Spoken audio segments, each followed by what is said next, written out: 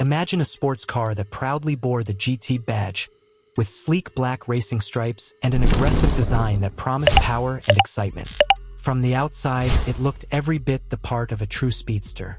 Yet, as soon as drivers put their foot on the pedal, the Ford Corcel 2 GT revealed something unexpected. A calm and composed nature that defied the sporty persona its exterior suggested.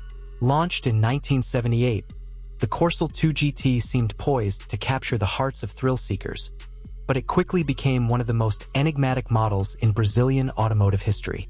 What went wrong with this car, and why did it vanish so quickly from the scene? The Corcel 2 GT's story is one of bold promises and curious contradictions. A car that seemed destined for greatness, with its sleek looks and the legendary GT name, ended up offering a different kind of driving experience. As we explore the rise and fall of this intriguing model, we uncover the complexities behind what appeared to be a sporty machine but was, in reality, a far tamer beast. The rise of the Ford Corcel 2 GT. The late 1970s were an exciting time for Ford in Brazil. The company had successfully launched the first generation of the Corcel back in 1968, a car based on the French Renault 12. It quickly became a hit in the Brazilian market, with its reliability and economic design appealing to a wide range of consumers. But by the mid-1970s, the original Corcel was beginning to show its age. Technological advancements and growing competition meant that Ford needed something fresh and bold to reignite excitement in their lineup. Enter the Corcel 2, a modernized version of the original car, designed to meet the demands of a new era. Launched in 1978, the Corcel 2 was Ford's attempt to breathe new life into an old favorite. The design was in line with the trends of the time, with more angular and robust lines that conveyed strength and modernity. Its looks were promising, but the real excitement came when Ford introduced the GT variant. For car enthusiasts, the GT badge signified something special, a performance-oriented model that would deliver speed, handling, and excitement. The Corcel 2 GT, with its matte black stripes, fog lights, and racy aesthetics, certainly looked the part of a high-performance machine. But the reality was a little different. Sporty on the outside, tame on the inside. For all its visual flair, the Corcel 2 GT was not exactly a powerhouse under the hood. The car was equipped with a 1.4-liter engine that produced a modest 72 horsepower in its base versions. While this was perfectly fine for daily commuting, it was far from the high-performance specs that one might expect from a car bearing the GT name. In an attempt to boost its appeal, Ford fitted the GT with a double-barrel carburetor, which increased the engine's output to 76 horsepower. This allowed the car to achieve a top speed of 145.6 kilometers per hour, a slight improvement over the base model's 136.8 kilometers per hour, and its 0 to 100 kilometers per hour time was reduced to 17.5 seconds from 20.8 seconds. While these figures represented an improvement, they were hardly groundbreaking for a car meant to evoke speed and performance. At 950 kilograms, the Corcel 2 GT was not particularly agile, and despite its racy looks, it was clear that this was no track-ready beast. The car's performance left something to be desired for those seeking a true sports car experience.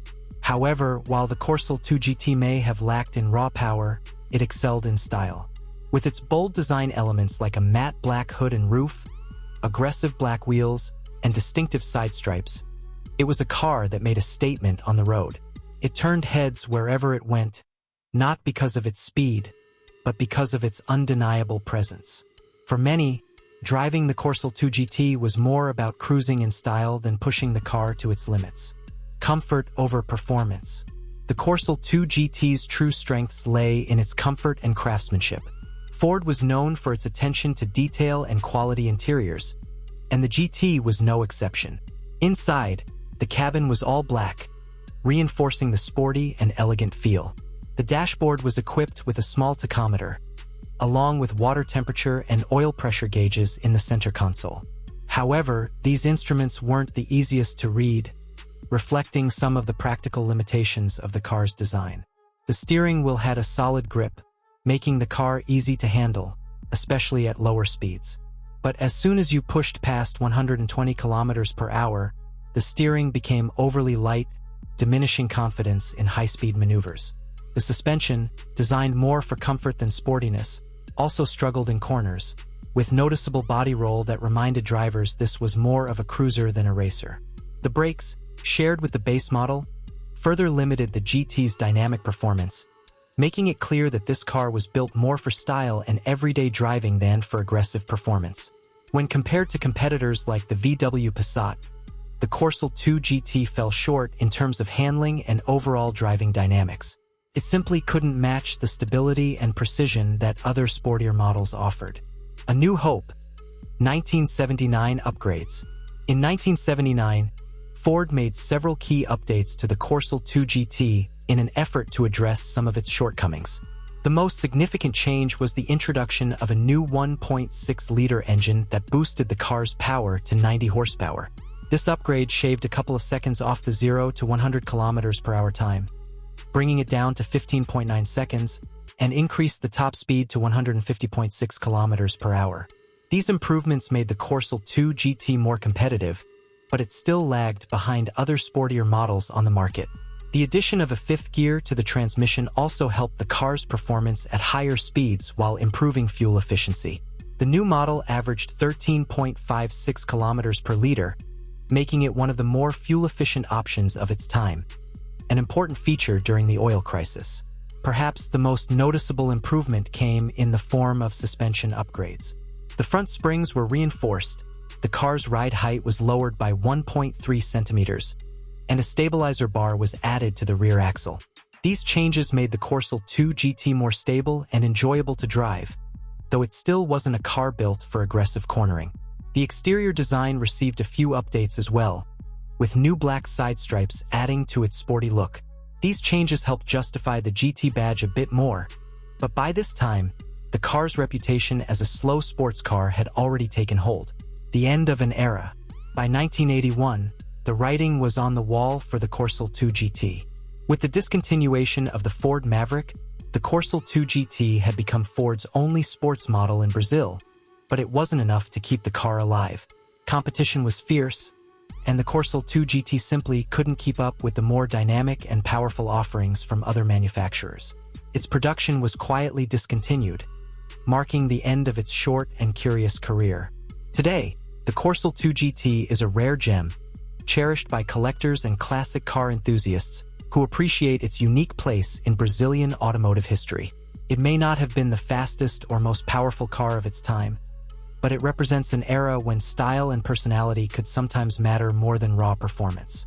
For those who look back fondly on the Corcel 2 GT, it's a reminder of a time when driving was about more than just speed. It was about the experience, the comfort, and the joy of being behind the wheel of something special, even if it wasn't the fastest car on the road. If you enjoyed this story about the Ford Corcel 2 GT, don't forget to hit the like button, share it with your friends, and subscribe to the channel for more amazing content about classic cars and automotive history. Turn on the notification bell to stay updated on the next stories we'll tell. Thank you so much for watching, and see you in the next video.